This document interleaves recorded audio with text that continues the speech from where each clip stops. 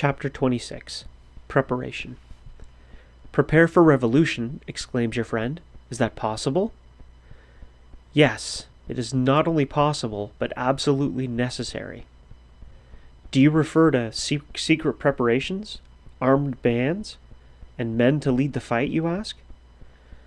No, my friend, not that at all. If the social revolution meant only street battles and barricades, then the preparations that you have in mind would be the thing. But the revolution does not signify that. At least the fighting phase of it is the smallest and least important part. The truth is, in modern times, revolution does not mean barricades anymore. These belong to the past. The social revolution is a far different and more essential matter. It involves the reorganization of the entire life of society. You will agree that this is certainly not accomplished by mere fighting. Of course, the obstacles in the path of social reconstruction have to be removed. That is to say, the means of reconstruction must be secured by the masses. Those means at present are in the hands of government and capitalism, and will resist any effort to deprive them of their power and possessions. That resistance will involve a fight, but remember that fight is not the main thing. It is not the object, not the revolution. It is only the preface, the preliminary to it. It is very necessary that you get this straight. Most people have very confused notions about revolution. To them, it means just fighting, smashing things, destroying. It is the same as rolling up your sleeves for work should be considered as the work itself that you have to do. The fighting part of revolution is merely rolling up your sleeves. The real, actual task is ahead. What is that task? The destruction of existing conditions, you reply. True. But conditions are not destroyed by breaking and smashing things. You can't destroy wage slavery by wrecking the machinery in mills and factories, can you? You won't destroy government by setting fire to the White House. To think of revolution in terms of mere violence and destruction is to misinterpret and falsify the whole idea of it. In practical application, such a conception is bound to lead to disastrous results. When a great thinker like the famous anarchist Berkman speaks of revolution as destruction, he has in mind ideas of authority and obedience which are to be destroyed. It is for this reason that he said destruction means construction, for to destroy a false belief is indeed most constructive work. But the average man, and too often even the revolutionist, thoughtlessly talks of revolution as being exclusively destructive in the physical sense of the word. That is a wrong and dangerous view. The sooner we get rid of it, the better.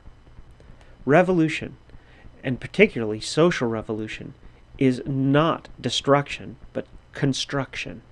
This cannot be sufficiently emphasized, and unless we clearly realize it, revolution will only remain destructive and thereby always a failure.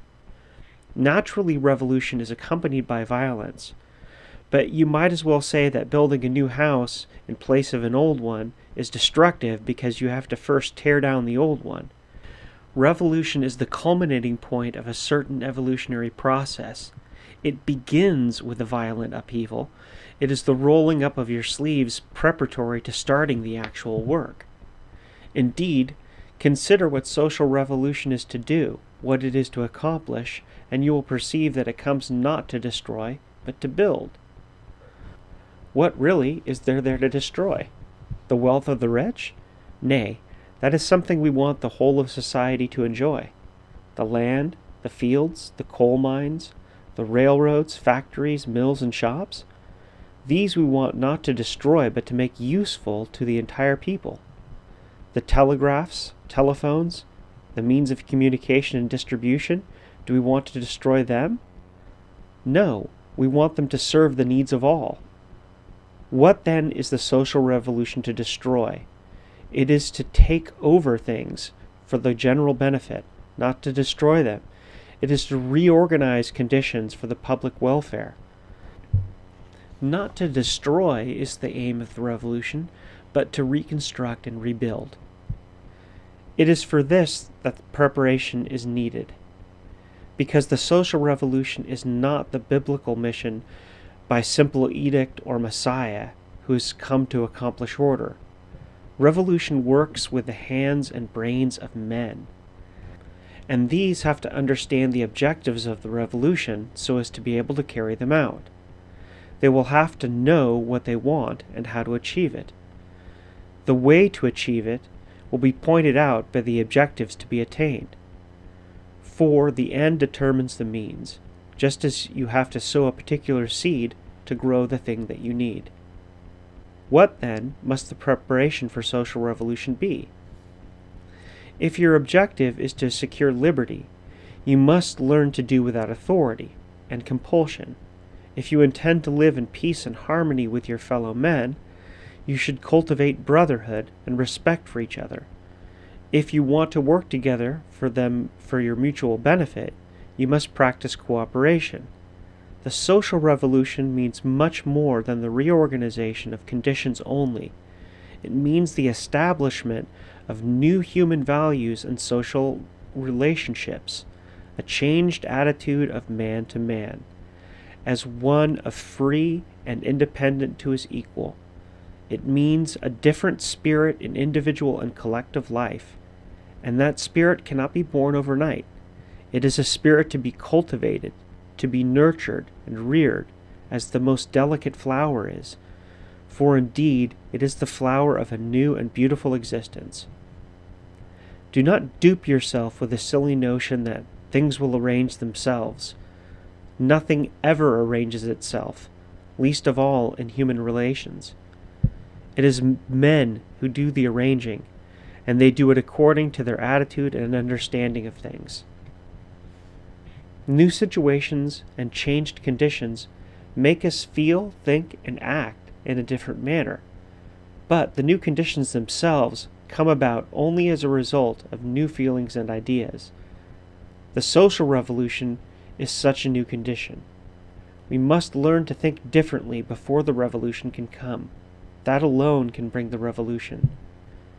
We must learn to think differently about government and authority.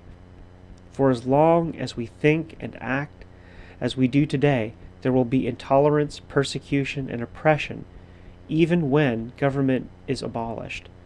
We must learn to respect humanity of our fellow man, not to invade or coerce him, to consider his liberty as sacred as our own, to respect his freedom and his personality, to forswear compulsion in any form, to understand that the cure for the evils of liberty is more liberty, that liberty is the mother of order. And furthermore, we must learn that equality means equal opportunity, that monopoly is the denial of it, and that only brotherhood secures equality. We can learn this only by freeing ourselves from the false ideas of capitalism and of property, of mine and shine, of the narrow concept of ownership. By learning this, we shall all grow into the spirit of true liberty and solidarity, and know that free association is the soul of every achievement. We shall then realize that the social revolution is a work of cooperation, of solidaric purpose, of mutual effort. Maybe you think this too slow a process, a work that will take too long. Yes, I must admit that it is a difficult task. But ask yourself if it is better to build your new house quickly and badly and have it break down over your head, rather than do it efficiently, even if it requires longer and harder work. Remember that social revolution represents liberty and welfare of the whole of mankind, and the complete and final emancipation of labor depends upon it. Consider also that if the work is badly done, all the effort and suffering involved in it will be for nothing, and perhaps even worse than for nothing. Because making a botched job of revolution means putting a new tyranny in place of the old, and new tyrannies, because they are new, have a new lease on life. It means forging new chains, which are stronger than the old. Consider also that the social revolution we have in mind is to accomplish the work that many generations of men have been laboring to achieve. For the whole history of man has been a struggle of liberty against servitude, of social well-being against poverty and wretchedness, of justice against iniquity. What we call progress has been a painful but continuous march in the direction of limiting authority and the power of government, and increasing the rights and liberties of the individual, of the masses. It has been a struggle that has taken thousands of years. The reason that it took such a long time, and has not yet ended, is because the people did not know what the real trouble was. They fought against this and for that. They changed kings and formed new governments. They put out one ruler only to set up another. They drove away a foreign oppressor only to suffer the yoke of a native one. They abolished one form of tyranny, such as the czars, and submitted to that of a party dictatorship. And always and ever they shed their blood and heroically sacrificed their lives in the hope of securing liberty and welfare. But they secured only new masters, because however desperately and nobly they fought, they never touched the real source of the trouble, the principle of authority and government. They did not know that it was the fountainhead of enslavement and oppression, and therefore never succeeded in gaining liberty. But now we understand that true liberty is not a matter of changing kings or rulers. We know that the whole system of master and slave must go, that the entire social scheme is wrong, that government and compulsion must be abolished, that the very foundations of authority and monopoly must be uprooted. Do you still think any kind of preparation for such great a task can be too difficult? Let us then fully realize how important it is to prepare for the social revolution and to prepare for it in the right way. But what is the right way, you demand, and who is to prepare? Who is to prepare? First of all, you and I, those who are interested in the success of the revolution, those who want to help bring it about. And you and I means every man and woman, at least every decent man and woman, everyone who hates oppression and loves liberty, everyone who cannot endure the misery and injustice which fills the world today. And, above all, it is those who suffer most from existing conditions, from wage slavery, subjection, and indignity. The workers, of course, you say. Yes, the workers. As the worst victims of present institutions, it is to their interest to abolish them. It has been truly said that the emancipation of the workers must be accomplished by the workers themselves, for no other social class will do it for them. Yet labor's emancipation means at the same time the redemption of the whole society, and that is why some people speak of labor's historic mission to bring about a better day. But mission is the wrong word. It suggests a duty or task imposed from outside by some external power. It is a false and misleading conception, essentially a religious metaphysical sentiment. Indeed, if the emancipation of labor is a historic mission, then history will see to it that it is carried out no matter what we may think, feel, or do about it. This attitude makes human effort unnecessary, superfluous, because what must be will be. Such a fatalistic notion is destructive to all initiative and the exercise of one's mind and will. It is a dangerous and harmful idea. There is no power outside of man which can free him, none which can change him with any mission. Neither heaven nor history can do it. History is a story of what happened. It can teach a lesson, but not impose a task. It is not the mission, but the interest of the proletariat to emancipate itself from bondage. If labor does not consciously and actively strive for it, it will never happen. It is necessary to free ourselves from the stupid and false notion of historic missions. It is only by growing to a true realization of their present position, by visualizing their possibilities and powers, by learning unity and cooperation and practicing them, that the masses can attain freedom. In achieving it, they will also have liberated the rest of mankind. Because of this, the proletarian struggle is the concern of everyone, and all sincere men and women should therefore be at the service of labor in its great task. Indeed, though only the toilers can accomplish the work of emancipation, they need the aid of other social groups. For you must remember that a revolution faces the difficult problem of reorganizing the world and building a new civilization, a work that will require the greatest revolutionary integrity and intelligent cooperation of all well-meaning and liberty-loving elements. We already know that social revolution is not just a matter of abolishing capitalism only. We might turn out capitalism, as feudalism was got rid of, and still remain slaves as before, instead of being, as now, the bondmen of private monopoly. We might become the servants of state capitalism, as happened to the people in Russia, for instance, and as conditions are developing in Italy and other lands. The social revolution, it must never be forgotten, is not to alter one form of subjugation for another, but is to do away with everything that can enslave and oppress you. A political revolution may be carried to successful issue by a conspirative minority, putting one ruling faction in place of another. But the social revolution is not a mere political change. It is a fundamental economic, ethical, and cultural transformation. A conspirative minority or political party undertaking such a work must meet with active and passive opposition of the great majority, and therefore degenerate into a system of dictatorship and terror. In the face of such a hostile majority, the social revolution is doomed to failure from its very beginning.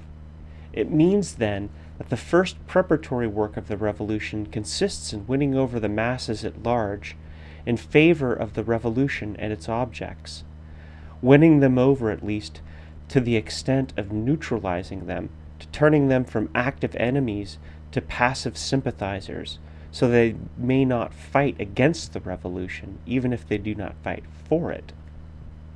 The actual positive work of the social revolution must, of course, be carried out by the toilers themselves, by the laboring people. And here, let us bear in mind that it is not only the factory hand who belongs to labor, but the farm worker as well. Some radicals are inclined to lay too much stress on the industrial proletariat, almost ignoring the existence of the agricultural toiler. Yet what could the factory worker accomplish without the farmer? Agriculture is a primal source of life, and the city would starve but for the country. It is idle to compare the industrial worker with the farm laborer, or to discuss their relative value. Neither can do without the other. Both are equally important in the scheme of life, and so equal in the revolution and the building of a new society. It is true that revolution first breaks out in industrial localities rather than agricultural. This is natural, since these are greater centers of laboring population and therefore also of popular dissatisfaction. But the industrial proletariat is the advanced guard of the revolution, then the farm worker is its backbone. If the latter is weak or broken, the advanced guard, the revolution itself, is lost. Therefore, the work of social revolution lies in the hands of both the industrial worker and the farm laborer. Unfortunately, it must be admitted that there is too little understanding and almost no friendship or direct cooperation between the two. Worse than that, and no doubt a result of it, there is a certain dislike and antagonism between the proletarians of field and factory. The city man has too little appreciation of the hard and exhausting toil of the farmer. The latter instinctively resents it. Moreover, unfamiliar with the strenuous and often dangerous labor of the factory, the farmer is apt to look upon the city worker as an idler. A closer approach and better understanding between the two is absolutely vital. capitalism thrives not so much on division of work as on the division of workers. It seeks to incite race against race, the factory hand against farmer, the laborer against the skilled man, the workers of one country against those of another. The strength of the exploiting class lies in disunited, divided labor, but the social revolution requires the unity of the toiling masses, and first of all the cooperation of the factory proletarian with his brother in the field. A nearer approach between the two is an important step in preparation for the social revolution. Actual contact between them is of prime necessity. Joint councils, exchange of delegates, a system of cooperatives, and other similar methods would tend to form a closer bond and better understanding between the worker and the farmer. But it is not only the cooperation of the factory proletarian with a farm laborer which is necessary for the revolution. There is another element absolutely needed for its constructive work. It is the trained mind of the professional man. Do not make the mistake of thinking that the world has been built with hands only. It has also required brains. Similarly, does the revolution need both man of brawn and man of brain. Many people imagine that the manual worker alone can do the work of an entire society. It is a false idea, a very grave error that can bring no end of harm. In fact, this conception has worked great evil on previous occasions, and there is good reason to fear that it may defeat the best efforts of the revolution. The working class consists of the industrial wage earners and the agricultural toilers, but the workers require the services of professional elements, of the industrial organizer, the electrical and mechanical engineer, the technical specialist, the scientist, inventor, chemist, and the educator, doctor, and surgeon. In short, the proletariat absolutely needs the aid of certain professional elements without whose cooperation no productive labor is possible. Most of those professional men in reality also belong to the proletariat. They are the intellectual proletariat, the proletariat of the brain. It is clear that it makes no difference whether one earns a living with his hands or with his head. As a matter of fact, no work is done only with the hands or only with the brain. The application of both is required in every kind of effort. The carpenter, for instance, must estimate, measure, and figure in the course of his task. He must use both hand and brain. Similarly, the architect must think out his plan before it can be drawn on paper and put to practical use. But only labor can produce, your friend objects. Brain work is not productive. Wrong, my friend. Neither manual labor nor brain work can produce anything alone. It requires both working together to create something. The bricklayer and the mason can't build the factory without the architect's plans, nor can the architect erect a bridge without the iron and steel worker. Neither can produce alone, but both can accomplish wonders. Furthermore, do not fall into the error of believing that only productive labor counts. There is much work that is not directly productive, but which is useful and even absolutely necessary to our existence and comfort, and therefore just as important as productive labor. Take the railroad engineer and contractor, for instance. They are not producers, but they are essential factors in the system of production. Without the railroads and other means of transport and communication, we could manage neither production nor distribution. Production and distribution are 2 points of the same life pole. The labor required for the one is as important as that needed for the other. What I said above applies to numerous phases of human effort, though which themselves are not directly productive, play a vital part in the manifold processes of our economic and social life.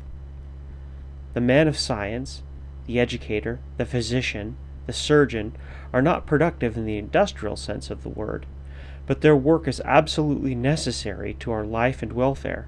Civilized society could not exist without them. It is therefore evident that useful work is equally important whether it be that of brain or brawn, manual or mental. Nor does it matter whether it is salary or wages which one receives, whether he is paid much or little, or what his political or his other opinions might be. All the elements that can contribute useful work to the general welfare are needed in the revolution for building a new life. No revolution can succeed without their solidaric cooperation, and the sooner that we understand this, the better. The reconstruction of society involves the reorganization of industry, the proper functioning of production, the management of distribution, and numerous other social, educational, and cultural efforts to transform present-day wage slavery and servitude into a life of liberty and well-being. Only by working hand in hand with a proletariat of brain and brawn will we'll be able to solve those problems. It is most regrettable that there exists a spirit of unfriendliness, even of enmity, between the manual and intellectual workers. That feeling is rooted in a lack of understanding, in prejudice and narrow-mindedness on both sides. It is sad to admit that there is a tendency in certain labor circles, even among socialists and anarchists, to antagonize workers against members of the intellectual proletariat. Such an attitude is stupid and criminal because it can only work evil to the growth and development of social revolution. It was one of the fatal mistakes of the Bolshevik during the first phases of the Russian Revolution that deliberately set the wage earners against the professional classes to such an extent that friendly cooperation became impossible. A direct result of that policy was the breaking down of industry for lack of intelligent direction, as well as an almost total suspension of railroad communication because there was no trained management. Seeing Russia facing an economic shipwreck, Lenin decided that the factory worker and farmer alone could not carry out the industrial and agricultural life of the country, and that the aid of the professional elements was necessary.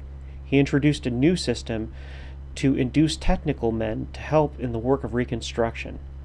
But almost too late came the change, for the years of mutual hating and hounding had created such a gulf between the manual worker and his intellectual brother that common understanding and cooperation were made exceptionally difficult. It has taken Russia years of heroic effort to undo to some extent the effects of that fratricidal war. Let us learn this valuable lesson from the Russian experiment. But professional men belong to the middle classes, you object, and they are bourgeois-minded. True, men of the professions generally have a bourgeois attitude towards things. But are not working men also bourgeois-minded? It merely means that both are steeped in authoritarian and capitalistic prejudices. It is just these that must be eradicated by enlightening and educating the people, be they of manual or brain workers. That is the first step in preparation for the social revolution. But it is not true that professional men as such necessarily belong to the middle classes. The real interests of the so-called intellectuals are with the workers rather than with the masters. To be sure, most of them do not realize that. No more does the comparatively high-paid railroad conductor or locomotive engineer feel himself a member of the working class. By his income and attitude, he also belongs to the bourgeoisie. But it is not his income or feeling that determines to what social class a person belongs. If a street beggar should fancy himself a millionaire, would he thereby be one? What one imagines himself to be does not alter his actual situation, and the actual situation is that whoever has to sell his labor is an employee, a salaried dependent, a wage earner, and as such, his true interests are with those of the employees, and he belongs to the working class. As a matter of fact, the intellectual proletarian is even more subject to his capitalistic master than the man of the pick and shovel. The latter can easily change his place of employment. If he does not care to work for a certain boss, he can look for another. The intellectual proletarian, on the other hand, is much more dependent on his particular job. His sphere of exertion is much more limited. Not skilled in any trade, and physically incapable of serving as a day laborer, he is, as a rule, confined to the comparatively narrow field of architecture, engineering, journalism, or similar work that puts him at the mercy of his employer and therefore also inclines him to side with the latter against his more independent fellow worker at the bench. But whatever the attitude of the salaried and dependent intellectual, he belongs to the proletarian class. Yet it is entirely false to maintain that intellectuals always side with their masters against the workers. Generally they do, I hear some radical fanatic interject. And the workers? Do they not generally support the masters and the system of capitalism? Could that system continue but for their support? It would be wrong to argue from chat, however, that workers consciously join hands with their exploiters. No more is it true of the intellectuals. If the majority of the latter stand by the ruling class, it is because of social ignorance, because they do not understand their own best interests, for all of their intellectuality. Just so the great masses of labor, similarly unaware of their true interests, aid masters against their fellow workers, sometimes even in the same trade and factory, not to speak of their lack of national and international solidarity. It merely proves that one as the other, the manual worker no less than the brain proletarian, needs enlightenment. In justice to the intellectuals, let us not forget that their best representatives have always sided with the oppressed. They have advocated liberty and emancipation, and often were the first to voice the deepest aspirations of the toiling masses. In the struggle for freedom, they have frequently fought on the barricades shoulder to shoulder with the workers and died championing their cause. We need not look far for proof of this. It is a familiar fact that every progressive radical and revolutionary movement within the past 100 years has been inspired, mentally and spiritually, by the efforts of the finest element of the intellectual classes. The initiators and organizers of the revolutionary movement in Russia, for instance, dating back a century, were intellectuals, men and women of non-proletarian origin and station. Nor was their love of freedom merely theoretical. Literally thousands of them consecrated their knowledge and experience and dedicated their lives to the service of the masses. Not a land exists but where such noble men and women have testified to their solidarity with the disinherited by exposing themselves to the wrath and persecution of their own class and joining hands with the downtrodden. Recent history, as well as the past, is full of such examples. Who were the Garibaldis, the Kossuths, the Liebknechts, Rosa Luxemburgs, the Landauers, the Lenins, and Trotskys, but for the intellectuals of the middle classes who gave themselves to the proletariat? The history of every country and of every revolution shines with their unselfish devotion to labor and liberty. Let us bear in mind these facts, and not be blinded by fanatical prejudice and baseless antagonism. The intellectual has done great service in the past. It will depend on the attitude of the workers toward him as to what share he will be able and willing to contribute to the preparation and realization of the social revolution.